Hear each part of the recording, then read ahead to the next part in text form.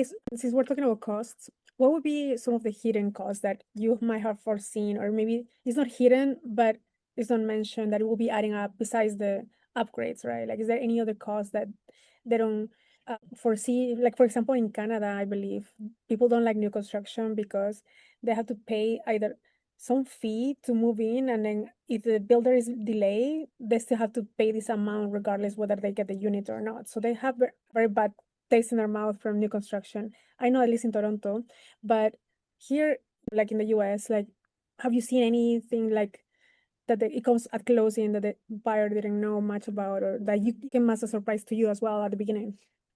So in certain areas, could be different in Chicago, but in certain areas in our suburbs down in Dallas, they've grown so fast that they had to actually make their own utility and infrastructure taxes on top of the property tax.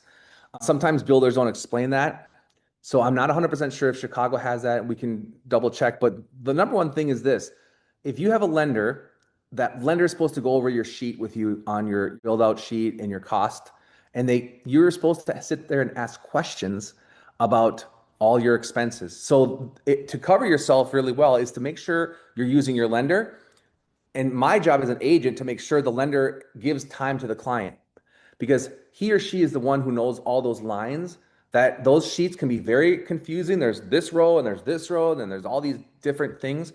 So making the lender be accountable to explain things is one surefire way that you can be a little bit more protected. Of course, your agent's going to help you like talk about it, but when you really want to see the dollars and what's the costs, the loan estimate's really huge. And if there's And any problems there, then it's time to like ask questions and make sure that we've caught errors on those sheets and everything else. So